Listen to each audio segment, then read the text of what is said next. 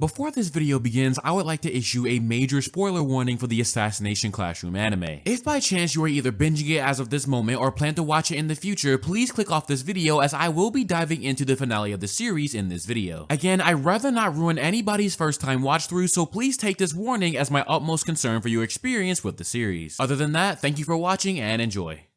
You know, I've been watching anime for a very long time now. Over the years, there have been so many different series that have impacted my overall enjoyment of the medium, whether it be something shonen related or a seasonal anime that really leaves a huge impression for that year of anime. If there is one thing I will say, however, is that there have been very few shows to move me emotionally to the point where I can end up in tears. I think it's fair to say that it's much easier to join the hype given all the epic climaxes Ashoka build towards, especially if the presentation is really pushing the hype as well. Looking at you, Demon Slayer, because I don't think anybody forgot about season 2's finale. In comparison, getting somebody to really let the emotions out and the tears going is a whole different ballgame. I know a lot of people are able to straight face a lot of emotional scenes, but over the years, there have been a lot of moments that have touched the hearts of the anime community. Deku's "You Too Can Become a Hero" moment, Michi's farewell and Made in Abyss, a good amount of scenes in Attack on Titan, and the list has certainly been building up. Just recently, the entire anime community was all sorts of messed up over Oshinoko's premiere. Over the course of the week it came out, there was not a single anime reaction that I watched where people did not cry.